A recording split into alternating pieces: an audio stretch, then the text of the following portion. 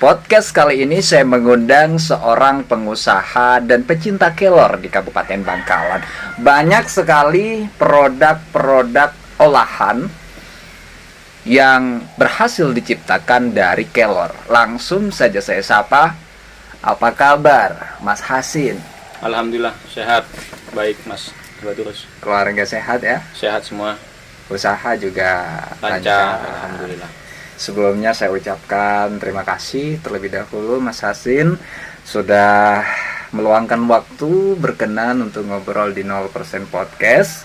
Saya ingin tahu lebih mendasar terkait Mas Hasin. Saya yang terima kasih juga sudah dikasih kesempatan untuk hadir ke sini. Alhamdulillah. Ini kalau boleh tahu nih Mas Hasin, sejak kapan menekuni dan memulai usaha di dunia kelor ini? Saya jatuh cinta ya, istilahnya jatuh cinta ke tanaman kelor itu semenjak 2017. 2017. Ya, 2017 saya jatuh cinta setelah mengetahui tanaman yang sudah lama sebenarnya dikenal oleh nenek moyang kita, ternyata memiliki kandungan yang luar biasa. Yang luar biasa yang tidak ada bandingannya untuk saat ini tanaman yang lain. Karena sejauh sampai saat ini organisasi kesehatan dunia WHO itu hanya memberikan predikat tanaman ajaib kepada tanaman kelor. Belum ada tanaman lain yang diberikan predikat predikat yang sejenis oleh organisasi WHO. Berarti banyak sekali ya manfaatnya ya Mas Hasin. Iya. Jadi waktu itu setelah tahu seperti itu, nah itu gimana tuh ceritanya tuh? Ya kita searching gitu ya, kita searching waktu itu di Google, kita sedang cari inspirasi gitu. Inspirasi ternyata qadarullah diketemukan dengan tanaman ini, dan kenapa jatuh cinta gitu ya, ini sebenarnya tanaman sudah familiar di wilayah kita gitu. Nenek moyang kita, saya masih kecil itu nenek-nenek saya itu kalau ngasih hidangan ya keseringan walaupun tidak setiap hari itu ada sayur kelornya. Benar. Makanya saya, ternyata nenek moyang saya ini mungkin sudah tahu lebih dulu gitu. Manfaat yang luar biasa. Tapi generasi saya itu ya nggak banyak yang tahu, sehingga ya dianggap tanaman biasa saja seperti tanaman yang lain seperti itu. Kemudian dimulailah sejak tahun 2017 itu. Nah, setelah tahu tanaman itu luar biasa, saya mulai jatuh cinta. Dan ya karena bagaimana orang jatuh cinta gitu ya, ya kita cari, kita masukin, kita kenali lebih dalam gitu.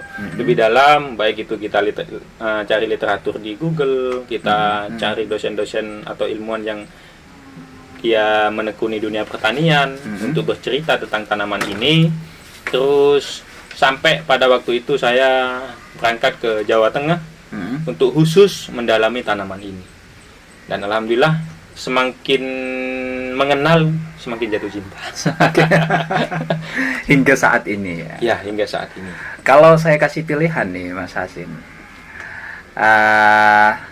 jual sapi apa jual kelor? Dagang sapi atau dagang kelor? Ya jelas kalau pilih itu yang harus saya pilih dagang sapi. Kalau gitu? Gini, berarti nggak cinta dong terhadap kelor? Bukan nggak cinta ya, karena begini. Malah alasan cinta saya itu, saking cintanya saya ke tanaman ini, saya nggak rela kalau ini dijadikan bahan dagangan. Oh gitu.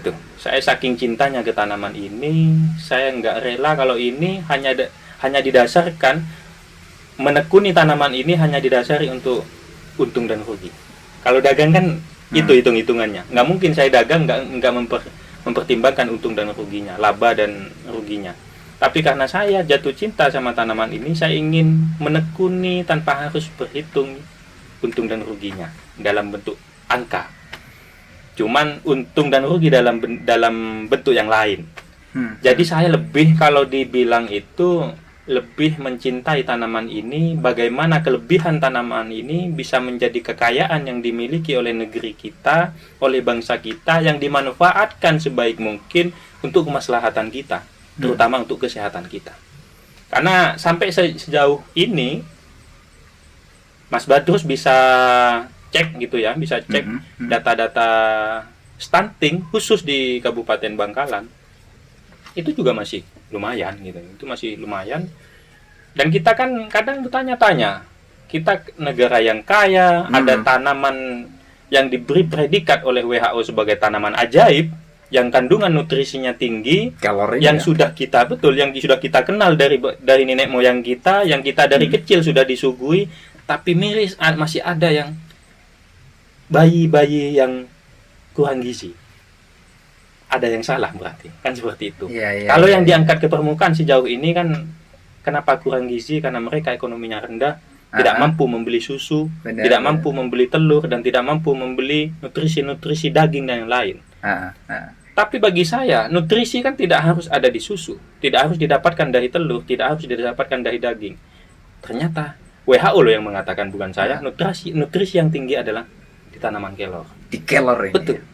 Makanya ini saya ingin tidak bermain laba rugi gitu, laba dan untung, tidak mau berbicara hanya sebatas untung dan rugi, tapi saya ingin masyarakat sadar, saya khususnya bisa memanfaatkan tanaman ini, bisa mengedukasi masyarakat agar masyarakat lebih mengenali, sehingga pada saat kenal lebih menyayangi, pada sudah disayangi berarti tanaman ini akan sangat mudah kita temukan, karena akan dibudidayakan, dijaga dan dirawat karena semua mencintai. Dan selanjutnya akan kita sangat mudah untuk mendapatkan nutrisi yang ada di kandungan ini untuk diberikan kepada generasi penerus kita.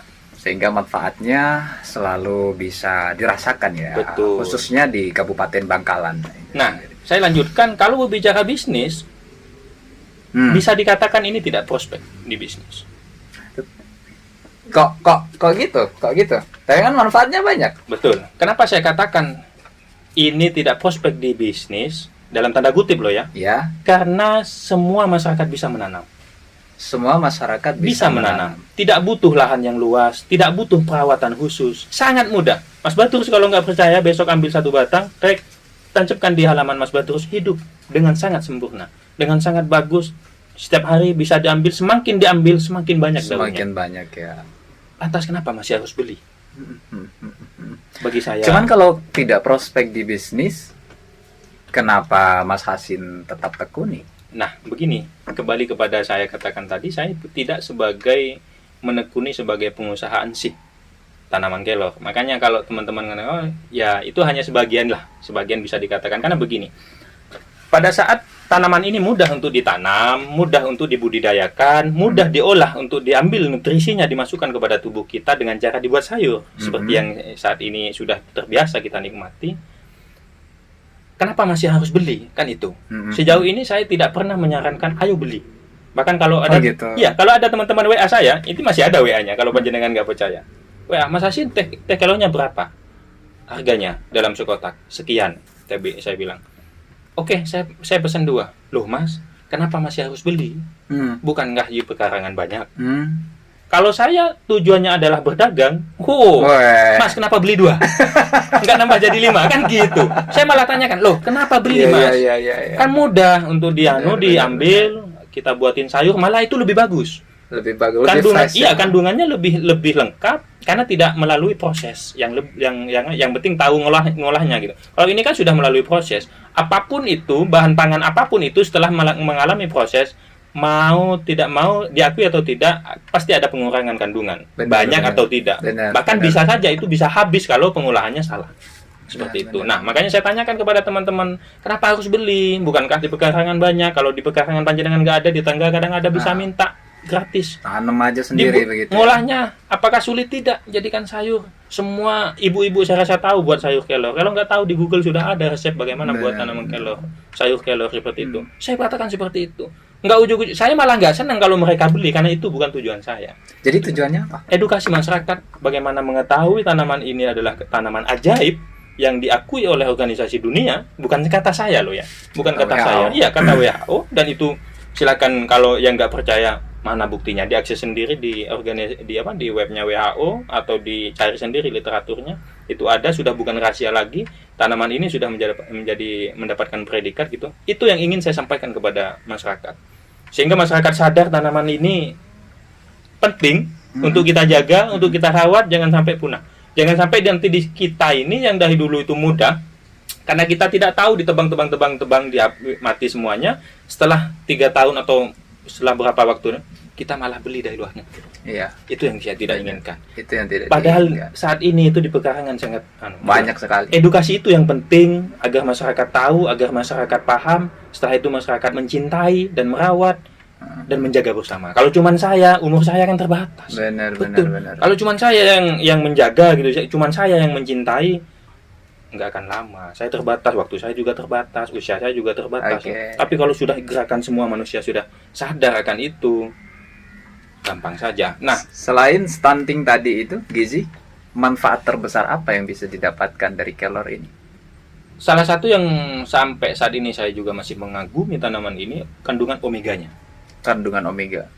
Yang saya baca sejauh ini dalam literatur, penelitian-penelitian yang dilakukan oleh ahlinya, ahli di bidangnya. Kalau saya kan bukan ahli, saya tidak berani mengatakan itu kata saya, tapi saya bisanya hanya mengatakan berdasarkan literatur yang ditulis atau diteliti oleh mereka yang punya wewenang, yang sudah punya kemampuan di bidang itu, mengatakan ada 8 asam amino yang tergandung di 8 dalam, asam amino.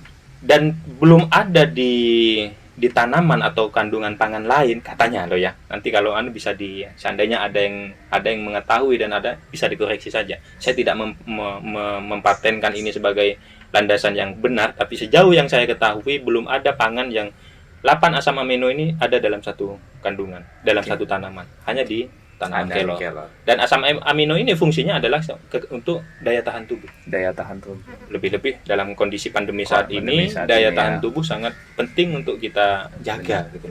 Oke Mas Hasin, kita kembali lagi ke produk. Bisa dijadikan olahan apa saja nih kelor? Misalkan ibu-ibu yang di rumah bosen dengan sayur kelor, itu bisa dijadikan apa aja nih? Jadi gini ya, saya cerita dulu.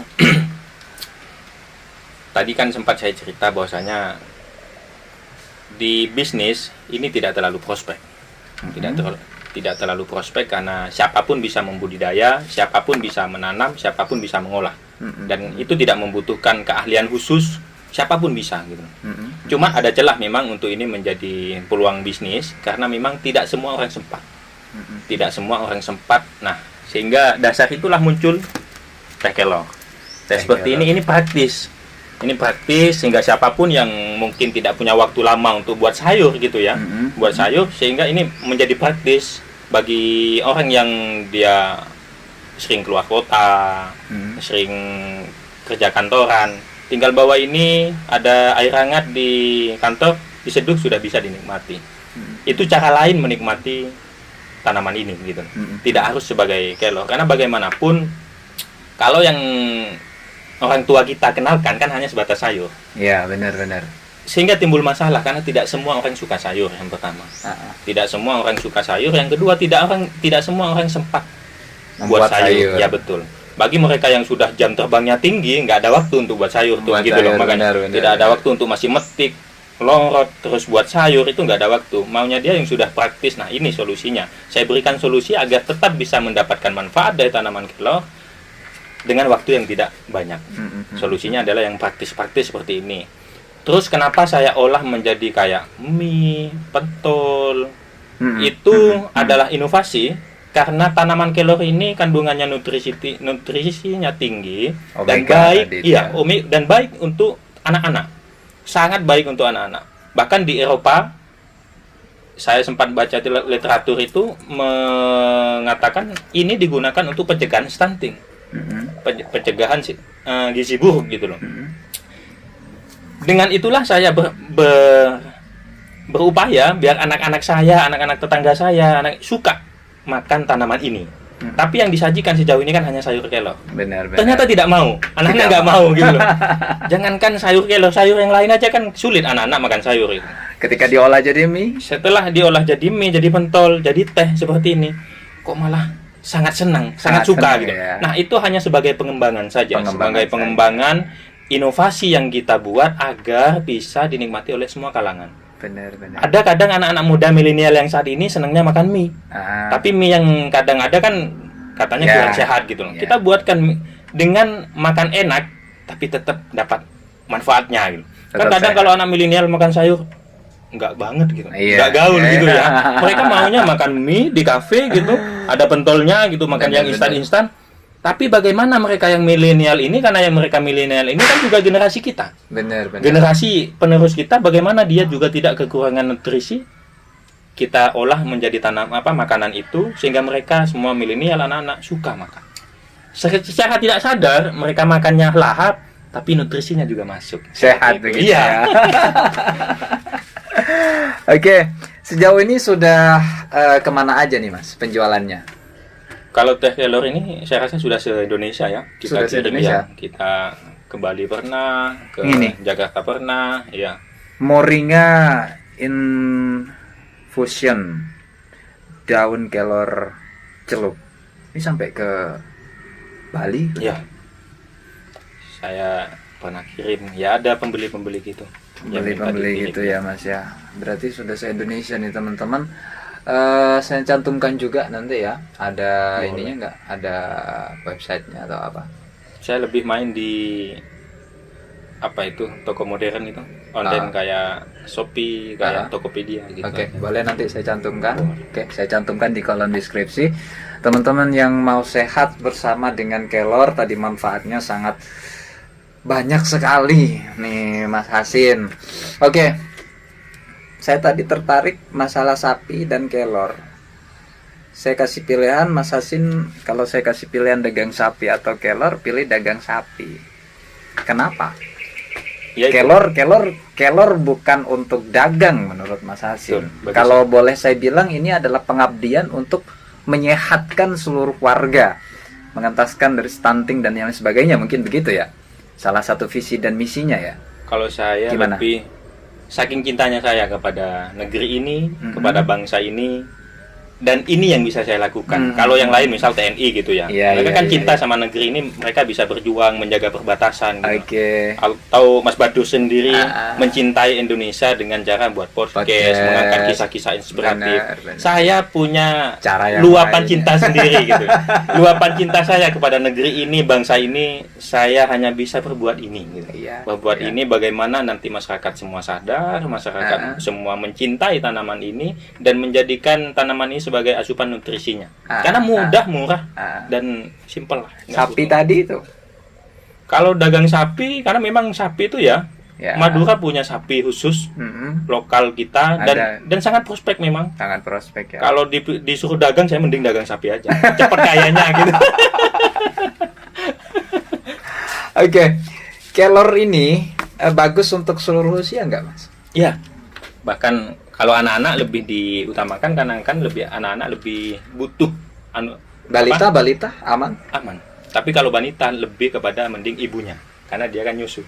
Kalau udah lepas Kasih. susu, Bisa. lepas 2 tahun, Bisa. aman ya? Aman asal ya tentu ada aturan khusus yang dijadikan buburnya dengan takaran tertentu. Adalah yang harus diperhatikan, tidak langsung ujuk-ujuk dengan sendirinya. Minimal ada pendamping yang memang sudah paham di bidang gizi. Ya. Saya ingat betul itu kalau kita ke desa-desa Mas Hasin ya, balita-balita yang sudah nyusu dan dia sudah makan nasi, dia sering dikasih sayur kelor. Anak saya salah satunya saya jadikan uji coba. Betul. Sampai teman-teman mengatakan, wah ini anak kelor gitu. Iya ya, karena memang dari kecil masih setelah lepas ASI ya. ASI eksklusif 6 bulan, setelah itu dia kan jadikan bubur. Nah, kelor itu saya jadikan campuran buburnya. Dan alhamdulillah sehat, alhamdulillah Sampai sekarang ya. Alhamdulillah. Diuji coba ke anak sendiri. Iya. Ya karena harus begitu. Kita sebelum berbicara kepada orang, kita sendiri harus mengkonsumsi. Bagaimana kita tidak mengkonsumsi lalu kita mengkampanyekan kepada orang, kita lantas tidak maksimal. Jadi saya coba dengan saya sendiri khususnya, keluarga saya, tetangga saya, itu, dan harapan saya akan melebar terus sampai ke tetangga-tetangga yang jauh. Bahkan tujuannya kami kan sudah ada komunitas gitu, kalau Keloris Indonesia, nanti se-Indonesia akan sadar bahwasanya tanaman ini akan bagus ini. Dan di luar negeri sudah lumayan sadar lah. Di Bangkalan sudah tanam berapa pohon kelor nih? Saya sudah beberapa kali mencoba, cuman saya kan nggak punya lahan. Pernah mencoba pakai lahannya teman, ternyata setelah mau bagus gitu ya, mau siap panen, ujuk-ujuk tanyanya memang mau dibutuhkan sama teman. Jadi ya mau tidak mau kita harus relokasi gitu. sempat kita kerjasama dengan desa, kita tanam 1.000 pohon. 1.000 pohon? 1.000 pohon, ya. Kelor semua itu? Betul, kelor semua. Tapi ternyata memang ya tidak semudah teori ya, tidak semudah teori. Kalau sudah nanam dalam jumlah besar dengan bentuk sentra gitu, ternyata memang tidak mudah, ada aturan, ada apa yang harus dilakukan. Dan waktu itu memang mungkin belum rezeki lah. Kalau saya belum rezeki, saya nanam gitu, pas ujuk-ujuk sudah setelah tanam itu, kalau nggak salah 3 hari 4 hari itu hujan terus. Hujan gitu. Terus ya, tidak ada panas. Ya. Ternyata itu busuk, jadi ada Busuk, banyak ya. busuk, hampir lebih dari 50% yang mati.